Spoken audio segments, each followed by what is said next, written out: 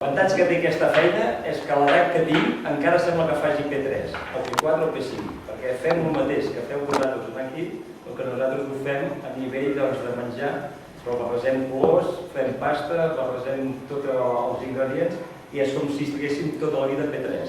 Sí, que ens ballem o P5, no? Què està? P4. P4. Doncs bueno, i avui el que m'han dit que vinguéssim aquí a fer torrons. Farem un torró, que sabeu de què estan fets els torrons? El principal que hi ha d'ingredient en un torró? Ho sabeu? Algú sap? Què és? Quin ingredient hi ha el més important? Un batió.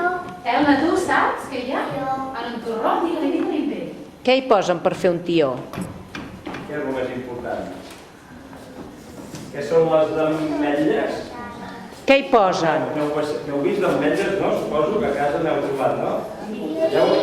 Això és l'ingredient més important per fer el torró. I com que és un ingredient que es porta moltes calories i va molt bé pel fred, doncs és quan es mengen més i es guarden per l'hivern. I és quan a l'hivern tothom menja molts fruits secs. Doncs s'agafa les ametlles amb sucre, el sucre sabeu tot el que és, no? Poseu la llenya. I amb això barrejat amb una màquina i amb unes clares d'ou fa el que seria el massapà, que és l'ingredient bàsic per fer els torrons. L'únic que aquí, com que la màquina pesa molt, no l'he pogut portar i us he portat el massapà fet. Veieu? Això triturat, això amb sucre i una mica de clares fa això. I això amb aquest s'assembla amb el que feu vosaltres, però és com si fos pastelina. Veieu que es poden fer boles, el que vulgueu, no? Cucs,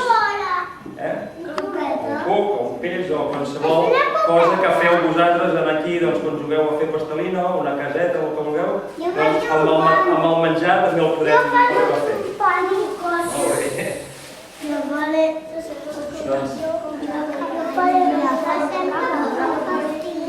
Bueno, ara farem un tió, que és el més fàcil per fer aquí sense màquines, i li posarem primer que farem un tros d'aquesta pasta, el farcirem a dins amb sucre, també. Veieu que això és sucre, això és el mateix sucre. Si totes són els mateixos ingredients, que treballats d'una manera o treballats d'una altra, surt d'una manera o queda d'una altra, veieu?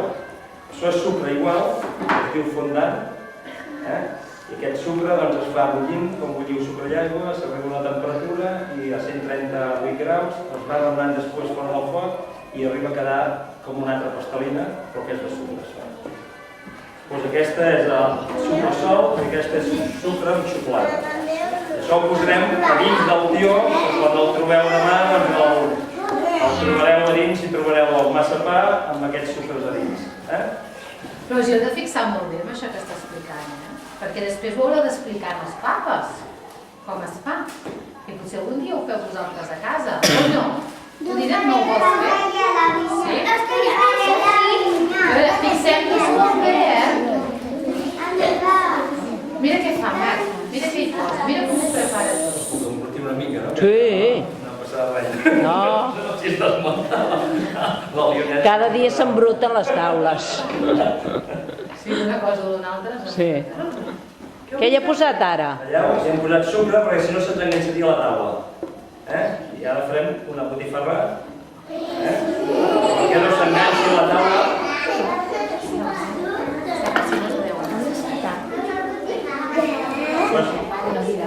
Amb el torró l'estireu.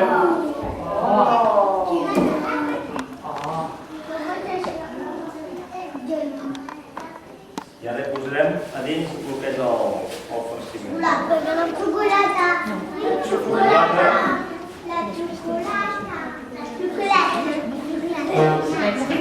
És que no agrada a ningú la xocolata.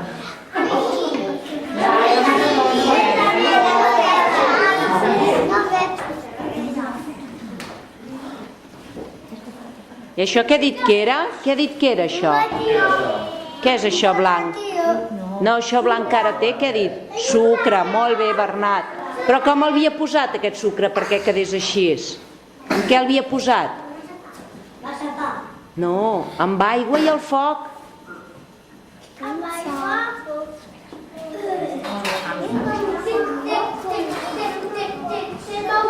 Desplega una mica. Sembla què? Fem un bocat. Un poquet,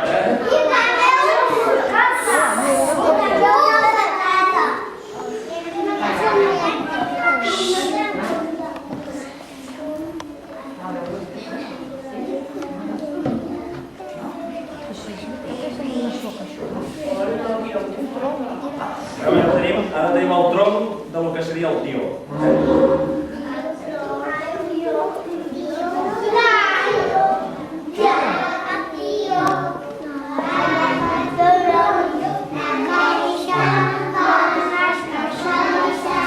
Ara, perquè sigui una mica més bo, el cobrirem amb pinyons.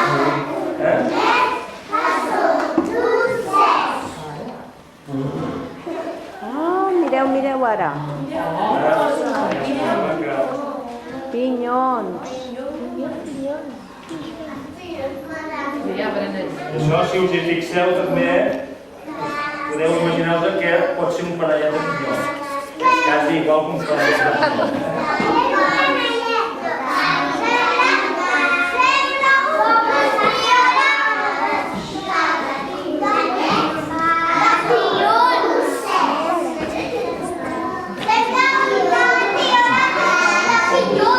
Que sí?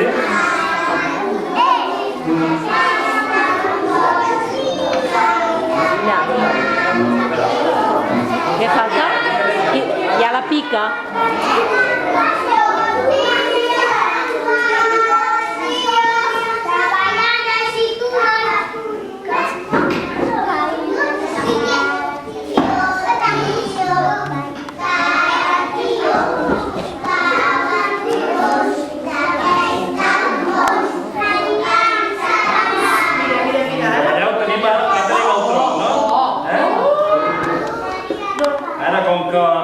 Últimament, si posen ulls, no? Li farem una cara amb ulls, vale? I ara la farem de colors, no? Ara barrejarem el que fem posar-nos amb la pastelina que podeu barrejar, doncs aquí ara farem pastelina de colors, que és torró de colors.